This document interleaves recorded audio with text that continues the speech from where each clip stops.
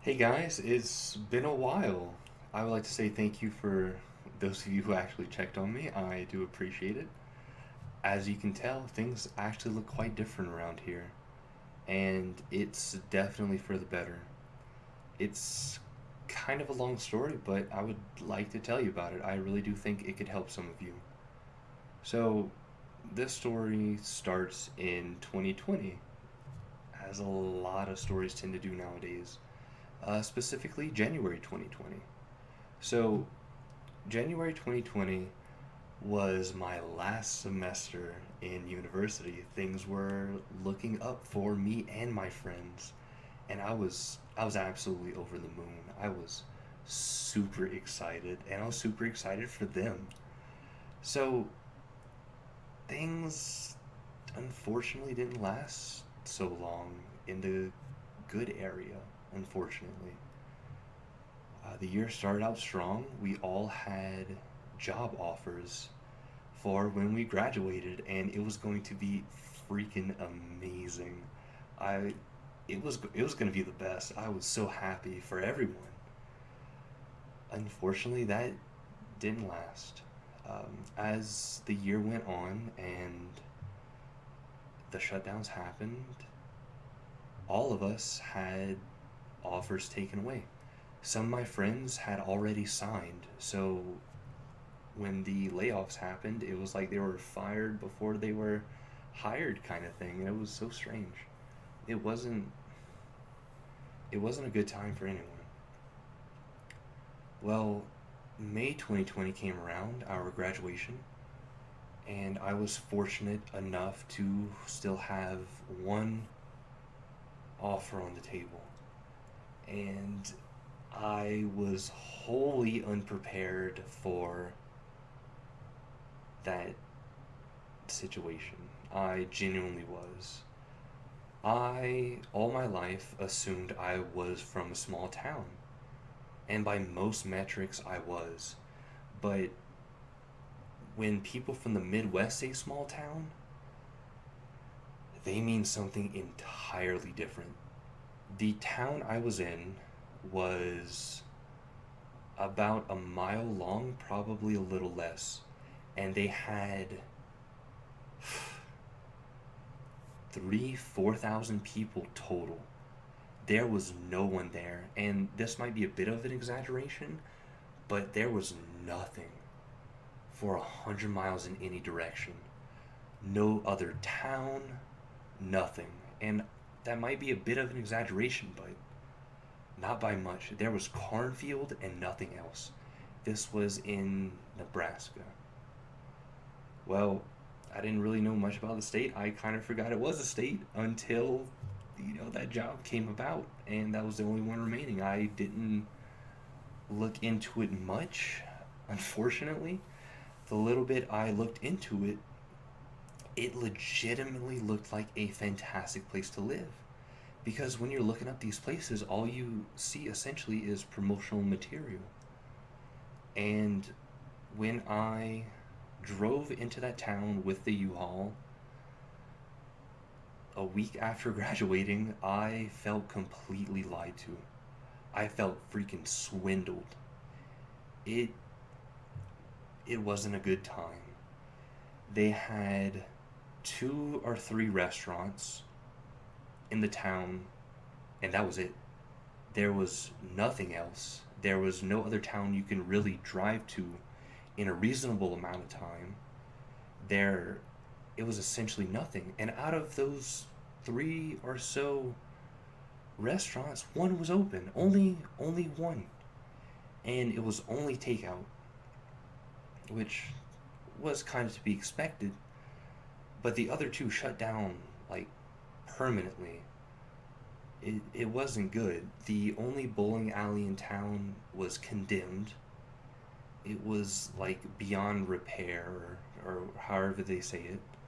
It was condemned. It wasn't safe for habitation anymore. The theater in the town only had two screens, and they never had any new movies. They played old Tom and Jerry films, like the 30-minute cartoon, They played that fairly often, and they had like the Scooby Doo movie, and that was it. There was nothing else to this town. The facility I worked at was almost the sole employer. I think they had like two, maybe three other businesses in the town, but the company I worked for was the town's biggest employer, hands down. Like, it wasn't even a contest. And I was so unprepared for the realities of living in a Midwest small town. So, the company I worked for at that time, I did research and development for them. Well, attached to one of the buildings was a manufacturing facility. It was the same company, just, different, I guess, different branches. I'm not sure how to explain it, of the same company. Well, sometimes I had to go to the manufacturing facility, and when I was there, I like to talk to the people because, I mean, these are the locals. These people have been here. They know what the town used to be like that sort of stuff. Well, in talking to these people, some of them, like a frightening percentage, legitimately never left that town in their life. And these were senior citizens, some of them. About 30% of the workforce over there in the manufacturing facility, I want to say, was 55 or older. Some of the people I talked to were in their 70s. And I was legitimately shocked when I realized this. I was like, oh my gosh, what's happening here? I've never experienced that before in my life.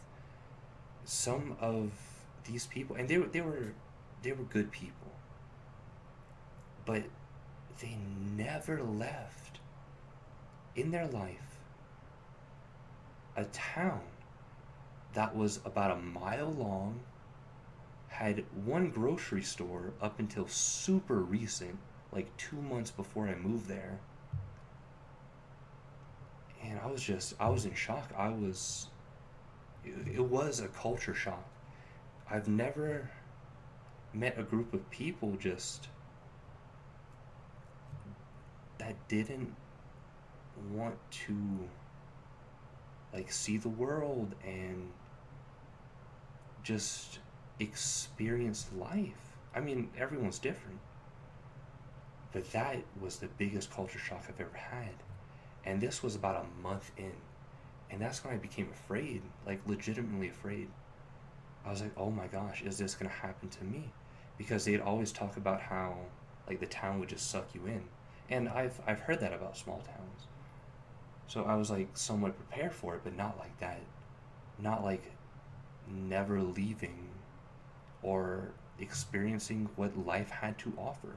When I say never leaving, I legitimately mean they never left that town. They didn't go north, they didn't go south, east, or west. They never left that town their entire existence. And some of them were in their 70s. I was shocked. I was afraid. And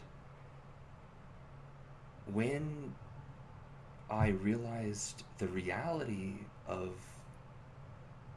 working there and seeing the people who were there and like the locals and everything, I was like, I have to get out of here. I give myself to the third month and then I have to figure something out. So the third month rolled along. It was August 2020. And I was like, my goodness, I have to do something. So I looked on the job boards and there was nothing. I was like, oh my gosh, how am I going to do this? Because there's nothing really in my field right now. The place I work at is a dead end. The people here don't want to better themselves. They don't want to do the things that I thought everyone wanted to do in life, and I was legitimately afraid that I would be trapped there. So what I did was I was fortunate enough to be able to start my own business. And from there, oh my goodness, things got so much better in a way. Um, Things really took off for me in a way that I really didn't think it would. It was it was honest to goodness what needed to happen. Well, as time went on, I started spending more and more time with my business and really just kind of checked out mentally um, after the third month from like the job I was working at because no one there wanted to be there. Um, the people, the senior citizens essentially that still worked there had no hope of ever retiring simply because the cost of living and their wages, like it simply wasn't possible. Even though they got some 401k options. And I talked to some of them and they were legitimately good, nice, authentic people. And some of them just straight up told me like, "Yeah, I've worked here since I graduated high school and I contributed the maximum amount to my 401k and I have $120,000 to live off of the rest of my life." And I was in shock. I couldn't imagine such a thing. And that's when like the desperation just to 11. I was like, "Oh my gosh, I have to get out."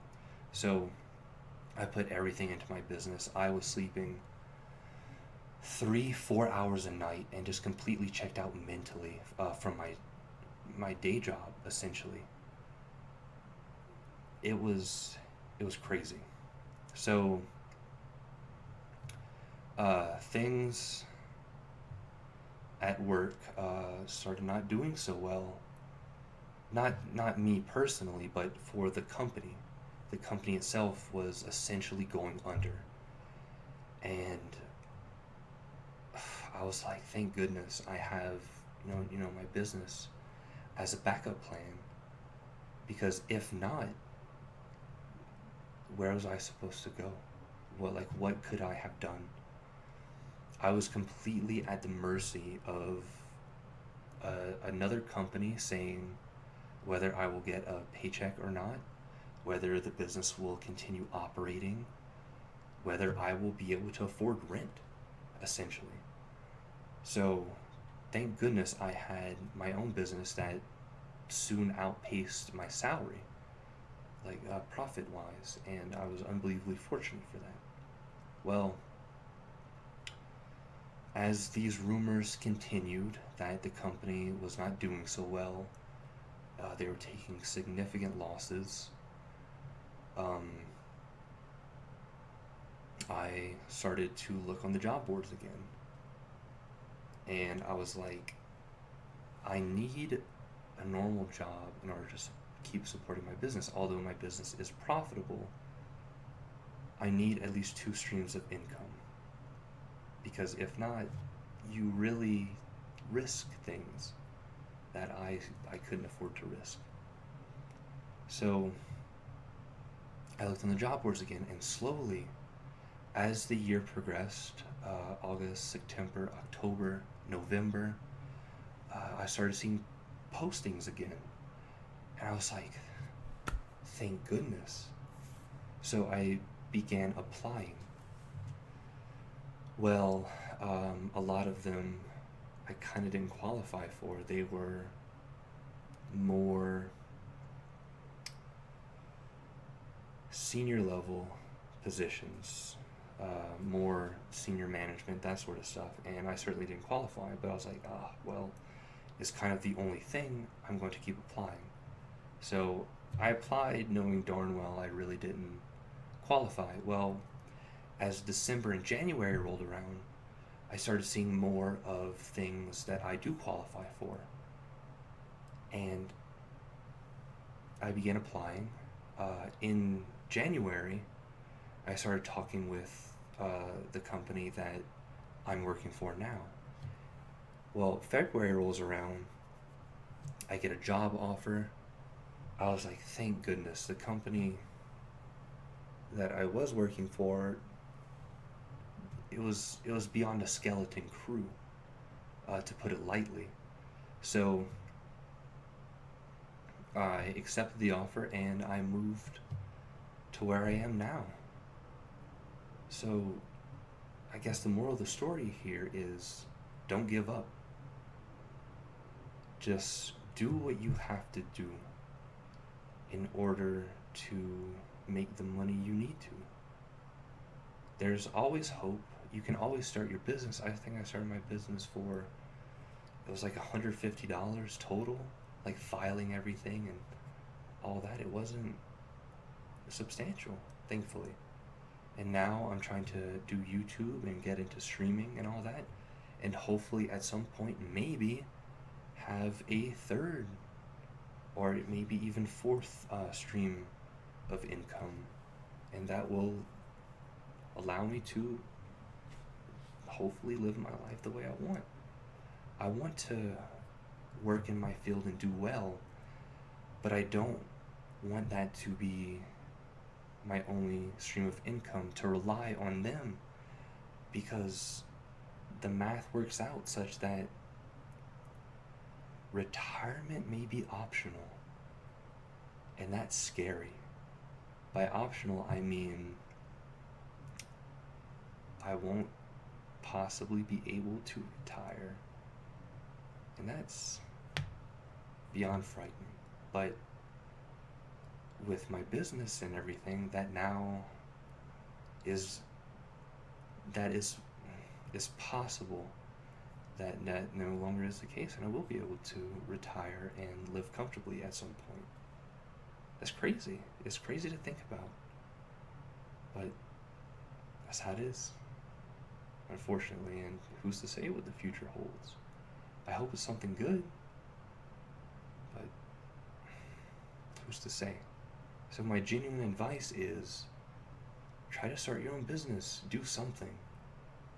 Things may not look the best, but they can certainly be within your control to be better. I do believe that. So, thank you all for listening. I really hope that advice really did help some of you, because although things look bad and you may feel trapped, there's always a way out, and you can make it happen. I do believe that. Thank you for listening. I appreciate it more than anything. I hope to come back with better stories, more happy stories. Maybe in the future I'll talk about my business and, do a little bit of finance stuff and possibly help some of you out more. I hope so. That's what I hope to do. So, thank you for listening. I very much appreciate it. I genuinely do wish you all the best. Stay safe out there. Thank you.